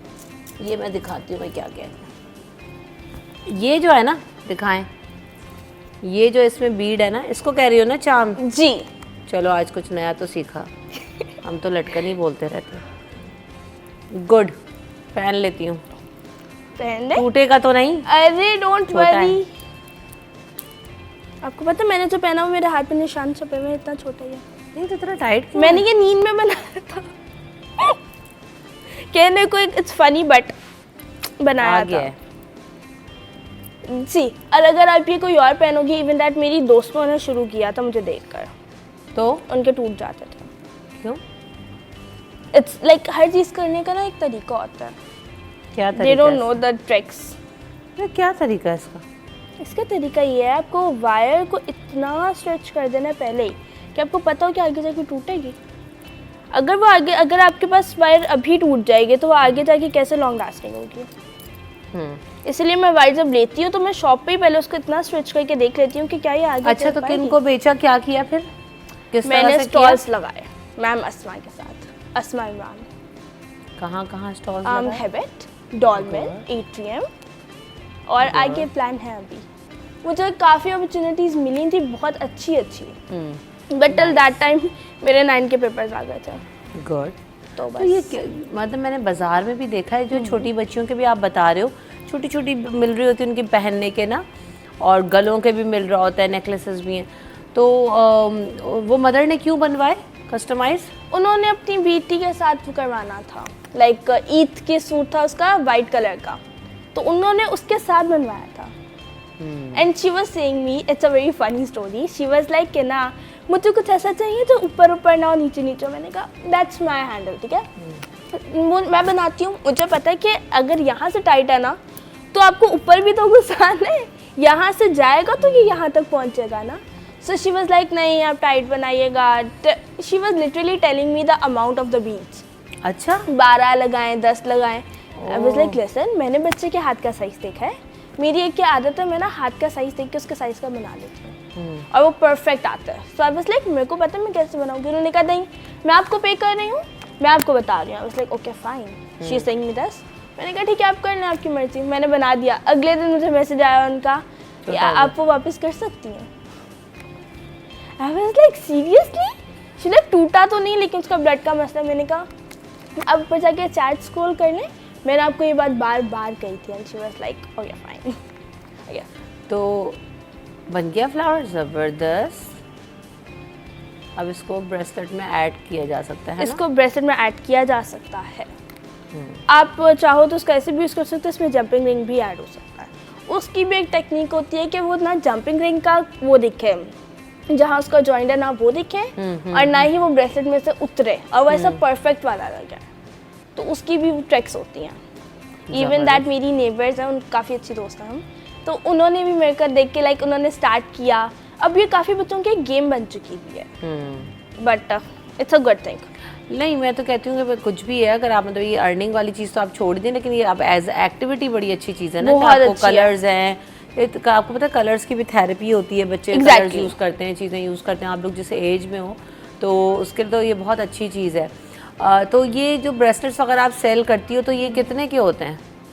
200, 250, 300। ये बंच होगा या ये सिंगल होगा? सिंगल में Set अगर आपको बनाते चाहिए तो it will cost you 250, because अगर आप इसको हाथ में आपने पहना हुआ है, you are feeling heavy, like पता चल रहा है कुछ पहना हुआ है हाथ हाँ में। ये है वज़नी। क्योंकि वजनी इसलिए क्योंकि ये वो है, इनका ना कलर ख़राब होगा, I can bet you for this, ना इसका कलर ख़राब होगा ना ये टूटेगा। और आप इसको जहाँ पे भी मतलब कोई 40 ईयर्स का भी पहनेगा ना, मेरी मम्मा पहनती हैं ब्रेसलेट्स मेरे साइज़ के, तो टूटते नहीं है। नहीं टूटता और वो बहुत इजीली पहन लेती हैं और वो बहुत कंफर्टेबल भी होती हैं, बहुत खुश भी होती हैं। So it's like this. अगर आप बात करो कि वहाँ से तो इतना सस्ता मिल रहा है, ये तो और मार्केट यहाँ में से मेरे तो ख्याल से महंगा है। 30, 40, 50 रुपए में मिल जाते होंगे। अरे I am still saying quality check करें आप। अच्छा, मैंने वो एक मार्केट से इसमें पड़ा हुआ भी है, मैं उसको तोड़ के दिखा सकती हूँ, लेकिन मैं अपना वाला तोड़ के नहीं दिखा सकती क्योंकि उसको मैं जितना स्ट्रेच करूँगी वो बड़ा हो जाएगा, टूटेगा नहीं। वो मार्केट वाले ना खाली इलास्टिक में बने हुए होते हैं। नहीं प्लास्टिक नहीं, वो एक अलग वायर यूज़ करते हैं। अच्छा, ये प्रोफेशनल वायर है। ये क्या है? ये है क्रिस्टल टेक। ये क्या है? ये स्ट्रेचेबल होती है? जी ये स्ट्रेचेबल और होती ये है। वायर होती है? ये वायर है। ये है लाइक द प्रोफेशनल वंस। अगर आपको किसी प्रोफेशनल फील्ड में आना है ये यूज़ करो। ये कहाँ से मिली आपको? ये कहाँ से मिली है? इब्राहिम स्टोर से। इट्स इन सदर, लाइक लोकल स्टोर है बट काफ़ी अच्छा सामान। आपको कहाँ से पता लगा कि मुझे यही वायर यूज़ करनी है? आपने कहा ट्यूटोरियल्स भी नहीं मैं देखते हो। पैट्रिशियन हूँ, तो वहाँ सदर में घूमना is a very normal thing. हम लोग हर फ्राइडे को, क्योंकि फ्राइडे को ना स्कूल थोड़ा लेट लगता था, तो मैं, मेरी मम्मा और हम 3 बहनें, तो हम लोग पूरा सदर घूमते थे, ब्लो चाइस जा रहे हैं, आइसक्रीम खाने ये वो।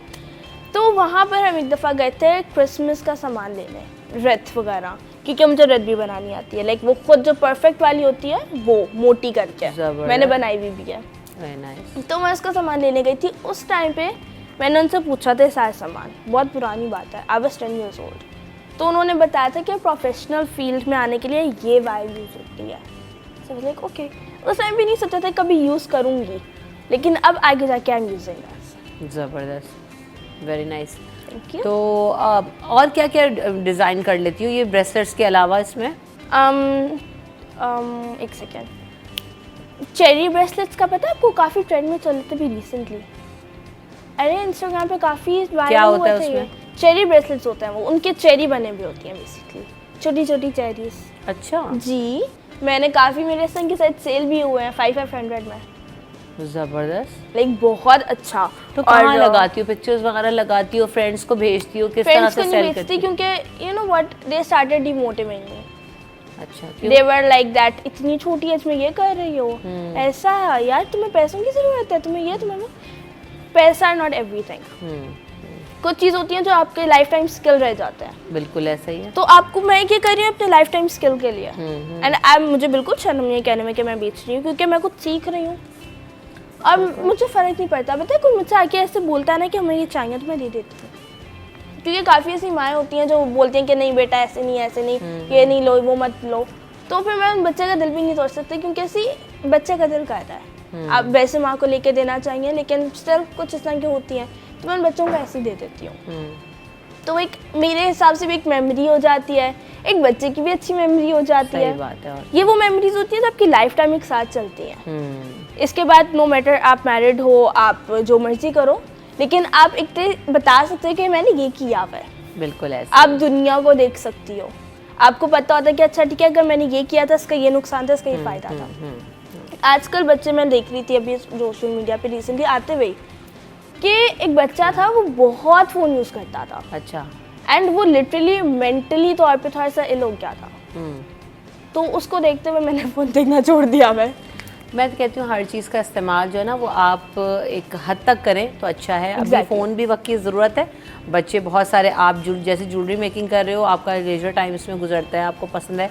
बहुत सारे लोग बच्चे जो है ना वीडियोस बनाते हैं। Exactly. बहुत सारे लोग बच्चे जो है ना उन गैजेट से बहुत सारी चीज़ें वीडियो से देख के सीखते हैं और उनको अप्लाई करते हैं। जैसे अभी मेरी रिसेंटली आप ये आए हो तो मुझे याद आ गया कि मेरी भतीजी की कल वीडियो आई है और शी इज़ इन मलेशिया। तो उसने ना पेपर से बहुत सारी क्रिएटिव चीज़ें डिज़ाइन की हैं, जैसे कि वो स्नैक बार पैक्स उसने जो है वो डिज़ाइन किए हैं जो हम उसको कंप्यूटर पे करते हैं, और बहुत सारे नेल्स बनाए हैं, पेपर नेल्स और बहुत सारी चीज़ें। तो मतलब वो आप लोगों का क्या है कि आप अलग अलग चीज़ों को ट्राई करते हो। और ये एज होती है कि आप अपनी क्रिएटिविटी को देखें कि मुझे क्या पसंद है, मुझे क्या इंटरेस्ट है, मैं क्या कर सकती हूँ। तो बिल्कुल आप लोग कीजिए जो भी आपको अच्छा लगता है। तो बच्चे जो है ना अपनी छुट्टियों को यूटिलाइज़ करें। जैसे मिशेल ने भी कहा कि बहुत छोटा सा स्टार्ट करती है और अपने शौक के लिए कर रही हैं, और अगर सेल हो जाता है तो वो भी अच्छी बात है। तो thank you so much for coming in the show. अच्छा लगा आपसे मिलकर। हम यहाँ पे ब्रेक की तरफ बढ़ेंगे, ब्रेक के बाद हाजिर होंगे।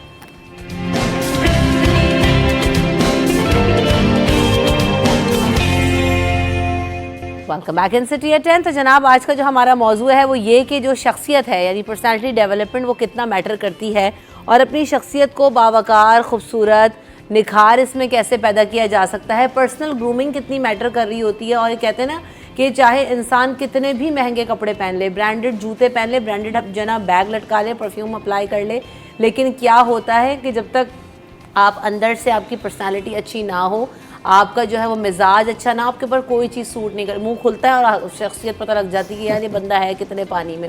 तो असल में क्या होता है कि इन सब चीज़ों से बहुत सारे लोग मैंने ऐसे भी देखे हैं अपनी ज़िंदगी के अंदर, और ख़ुद भी मैं इस चीज़ को अप्लाई करती हूँ कि ज़रूरी नहीं है कि हमें बहुत ख़र्चा करके जो है ना वो एक अच्छा और कॉम्पैक्ट इंसान दिखना है। आप यकीन करें कि 300 रुपये वाली कुर्ती भी पहन लो, और अगर आपकी पर्सनैलिटी अच्छी है और आप अपने आप को प्रोजेक्ट अच्छा करना चाहते हैं और दिखाना जानते हैं कि कैसे हो सकता है, तो आपके लिए ये सब चीज़ें सेकेंडरी हो जाती हैं। और ये मैंने खुद अपनी लाइफ में एक्सपेरिमेंट करके और अप्लाई करके देखा है कि ये सब चीज़ें बहुत सेकेंडरी हैं। लेकिन ऐसा नहीं है कि इनकी अहमियत नहीं होती, बिल्कुल होती है अपनी जगह। कुछ वक्त के तकाजे होते हैं, कुछ जगहों के तकाजे होते हैं। तो आज हम सीखेंगे और जानने की कोशिश करेंगे कि अपनी शख्सियत को बेहतर कैसे बनाना है, अपनी जो पर्सनैलिटी ट्रेड्स हैं उनसे कैसे निकलना है, निखार कैसे पैदा किया जा सकता है, किन लोगों का हाथ होता है आपकी शख्सियत को अच्छा या बुरा बनाने में। इन तमाम चीज़ों को जानेंगे और बात करेंगे। हमारे साथ एक्सपर्ट्स मौजूद हैं, डॉक्टर कमरुल हसन साहब मौजूद हैं, वेलकम टू द शो। आप साइकोलॉजिस्ट हैं और जो है साथ साथ पर्सनालिटी कोच भी हैं, और डिफरेंट तरह की पर्सनालिटीज़ के बारे में हमें आगाह करेंगे क्योंकि आपकी खासी नॉलेज इस बारे में है। Welcome to the show doctor Qamar. और साथ साथ जो है वो डॉक्टर ताहिरा अनस भी हमारे साथ मौजूद हैं, आप साइकोलॉजिस्ट हैं, welcome to the show Tahira. और जो है ताहिरा से भी जो है ना मुख्तलिफ मौज़ूआत पे आप देखते हैं कि ताहिरा अक्सर शो में होती हैं और गुफ्तगू रहती है। आपकी ख़ुद की पर्सनैलिटी भी जो है वो काफ़ी अच्छी और प्रेजेंटेबल है, तो she is always very smiling and बड़े अच्छी जो है ना पॉजिटिव एनर्जी के साथ शो पर आती हैं। तो सबसे पहले डॉक्टर कमर, जब हम पर्सनालिटी की बात करते हैं, जैसे हमने आगाज़ भी किया कि हम ये समझ रहे होते हैं कि शख्सियत में निखार पैदा करना ना स्टार्ट होता है माँ बाप से, कि वो बच्चे को जैसे तरबियत देते हैं फिर वो आगे जाके आपके अंदर वो चीज़ें पैदा। तो क्या वाकई इसका इतना रोल है या पढ़ाई भी है और चीज़ें सोसाइटी के फैक्टर्स भी हैं? किन किन चीज़ों का रोल होता है एक इंसान की शख्सियत को निखारने में या बनाने में? डॉक्टर जी अस्सलाम वालेकुम। बहुत शुक्रिया आपका। देखिए, सवाल बहुत ज़्यादा इम्पोर्टेंट है और मैं इस पे पिछले 20 साल से आवाज़ भी उठा रहा हूँ, काम भी कर रहा हूँ सही कि इंसान 16 तरह के होते हैं बाई नेचर। इंसान 16 तरह के होते हैं बाई नेचर। जिस तरह अल्लाह ने पौधों को मुख्तलिफ तरह से बनाया है, जानवरों को मुख्तलिफ टाइप्स में बनाया है, इंसानों को भी टाइप्स में बनाया है। देखिए, माँ बाप का जो रोल है वो सबसे ज़्यादा क्रिटिकल है। उस्ताद के पास तो फिर बच्चा बहुत देर में पहुँचता है, माँ बाप के पास तो पहले दिन से होता है। तो माँ बाप को बच्चों को पहचानने की सलाहियत पैदा करनी चाहिए कि बच्चा किस टाइप का है। उसके लिए उनको अपने आप को समझने की सलाहियत पैदा। हमारे यहाँ क्योंकि पर्सनैलिटी टाइप्स का इल्म आम नहीं है, तो हम जैसे खुद होते हैं वैसे ही उसी को हम सबसे बेस्ट टाइप समझ रहे होते हैं, ऐसे ही है। और हम अपने बच्चे को उसी टाइप का बनाने की जुस्तजू में लग जाते हैं। तो ये सबसे बड़ा मसला है डेवलपमेंट के अंदर एट अर्ली एज बच्चों की। उसका हल बहुत आसान है, पेरेंट्स को टाइप सीखनी चाहिए, इसके बगैर कोई चारा नहीं है। अच्छा, टाइप सीखें, अपनी टाइप जानें और बच्चों को पहचानें और नर्चर बाय नेचर करें। इसके अलावा किसी चीज़ को सबात नहीं है। ये वक्त आने वाले 3-4 साल हमारे पाकिस्तान के मुस्तकबिल और किस्मत के साल है।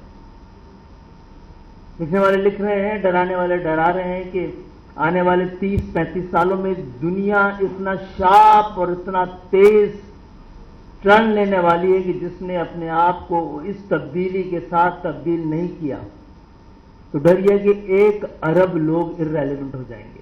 कौन लोग होंगे वो मीडिया के होते हुए नहीं बताऊंगा। तो लेकिन आईने में हमें ज़रूर देखना चाहिए।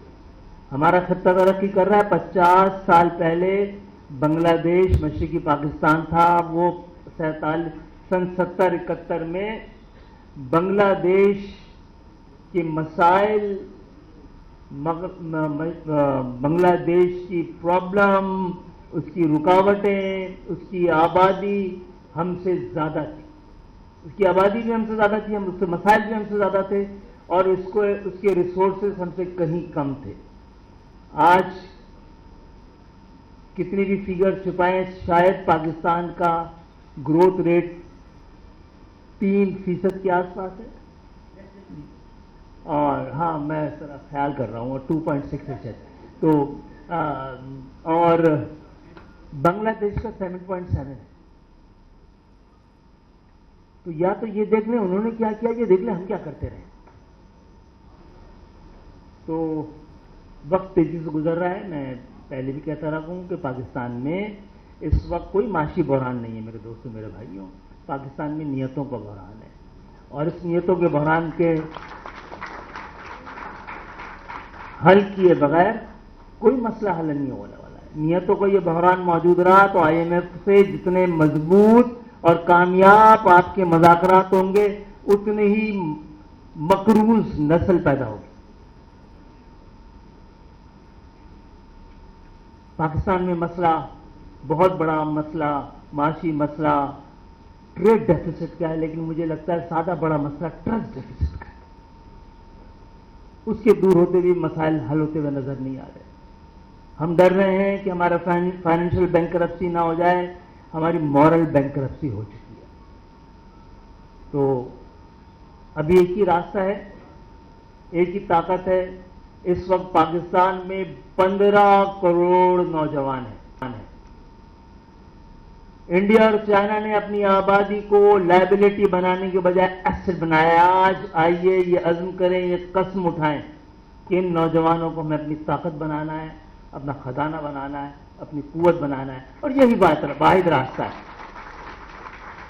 और आज की दुनिया में 100 बड़ी कंपनियों ने, राज करती हुई कंपनी ने, मुल्क अब राज नहीं कर रहे हैं, कंपनियां राज कर रही हैं। 100 बड़ी कंपनियों ने डिग्री की शर्त खत्म कर दी है। खुदा के लिए डिग्री से जान छुड़ाइए, तालीम की तरफ आइए।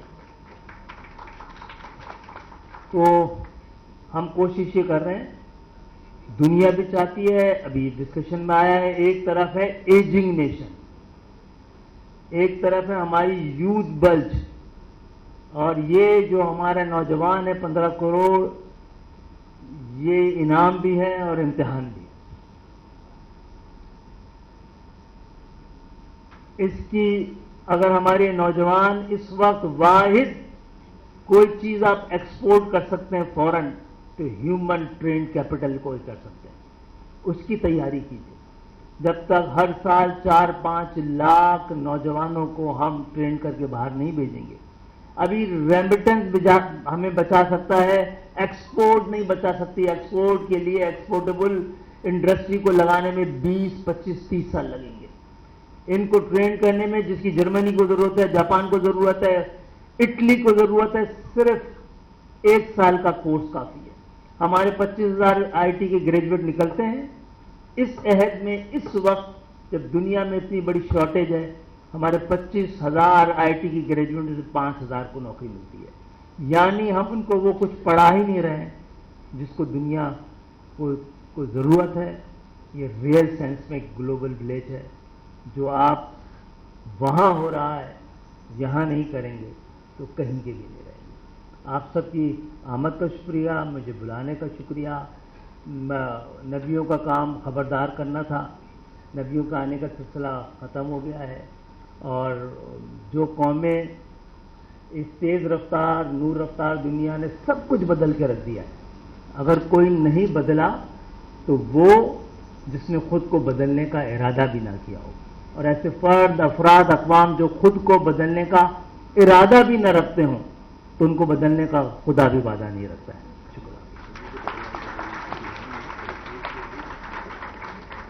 अहले कराची को पता हो, और ये वो खुश नसीब लोग हैं जो यहाँ बैठे हैं, इस शहर से ताल्लुक़ रखते हैं, कि ये शहर तमाम तर डिज़ाइन और अनडिज़ाइन और डिफ़ॉल्ट जो भी मुश्किलात हैं, उसके बावजूद अभी तक इस्लामाबाद पता है आपको कहाँ है? कराची, वो इस्लामाबाद पाकिस्तान से 10 मील दूर हमारा पड़ोसी है, और वहाँ के हालात बिल्कुल मुख्तलिफ है।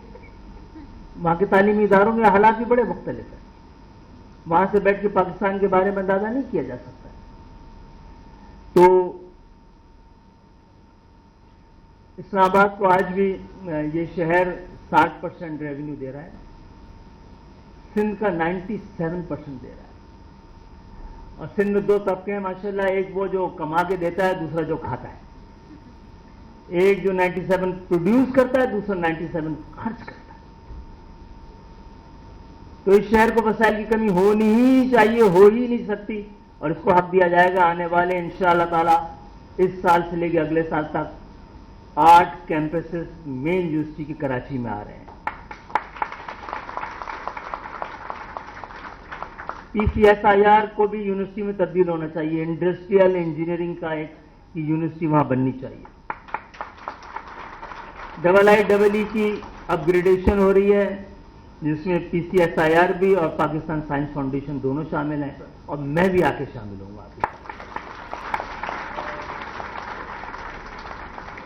मैं पेशे के एतबार से डॉक्टर हूँ, लेकिन प्रैक्टिस नहीं की है। वो दर्द जो शहर को था और जो उस मर्द इस कौम को लाक था, उसके इलाज के लिए मुझे अस्पतालों से निकल के सड़कों पे और ऐवानों में जाना पड़ा है। तो मैं तमाम नौजवानों से कहता हूँ कि आपको आपकी दोहरी जिम्मेदारी है आज के पाकिस्तान के लिए। एक तो तालीम, और तालीम आपकी पहली जिम्मेदारी है, और दूसरा इस मुल्क को इंसाफ देने की। तहरीक इंसाफ की बात नहीं कर रहा हूँ, इंसाफ की बात कर रहा हूं।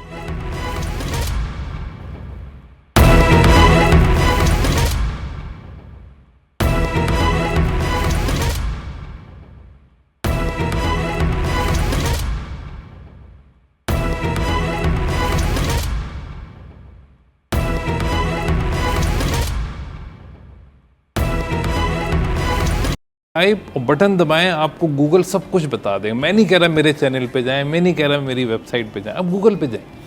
अब दुनिया इस टाइप से बहुत कुछ हासिल कर चुकी है, हम बहुत पीछे रह गए। तो अपने आप को जाने। अब देखें, सेल्फ अवेयरनेस आपको कहाँ से कहाँ ले जाती है। लेकिन अगर आदमी को आप बहुत अच्छी उसकी ग्रूमिंग भी कर दें और अंदर से उसमें कॉन्फिडेंस नहीं होगा, तो टाइप बता दें आप बच्चे को, उसकी फिर वो रुकेगा नहीं। और अल्लाह का एहसान है, पिछले क्योंकि 20 सालों से मैं ये काम कर रहा हूँ, तो मुझे रोज़ाना ऐसे मैसेजेस आ रहे होते हैं कि हम सिर्फ आपकी वीडियो देखी हमने और अल्लाह ने ज़िंदगी बदल दी। यानी शेर को पता चल जाए कि मैं शेर हूँ, सही बात तो है। उसको फिर धाड़ने से और बादशाह से कौन रोक सकता है? किस उम्र खुद पे काम करना है ना, एक तो छोटा बच्चा ना सिखा रहे हैं माँ बाप, तरबियत वो वाले फेस से निकला है। अब जब ये जो खुद पे काम करना है, ये किस उम्र से हमें सोचना है और अपने बच्चों को भी समझाना है कि यार अब ये टाइप जो है वो चले, माँ बाप की एक ऑब्जर्वेशन होगी, वो उस पर काम कर लेंगे, ठीक है, लेकिन जो अंदर जो बुत बैठा है ना अपने, वो अपने आप को ही पता होता है कि मैं हूँ क्या बेसिकली। तो ये कब से पता करना है और इसको ठीक करना है, बेहतर करना है, जो भी करना है, इसको कब से शुरू करना है, एज क्या है, इस बारे में हम बात करेंगे, बट आफ्टर दिस ब्रेक।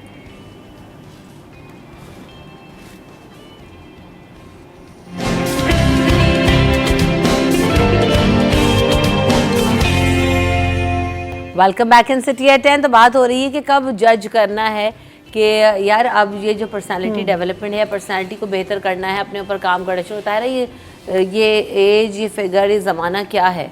देखें, आप अगर हम अपने टाइम की बात करें, 80s 90s के बच्चों की बात करें, तो हमें तो अब पढ़कर, लोगों को देखकर, वीडियोस देखकर, साइकोलॉजिस्ट को सुनकर, लाइफ कोचेस को सुनकर ये अवेयरनेस आ रही है कि ठीक है ये चीज़ें मुझ में हैं। तो वो एक कोई लम्हा होता है जो आपको इस फिक्र पे डाल देता है कि ठीक है अपने आप को कैसे बेहतर करना है।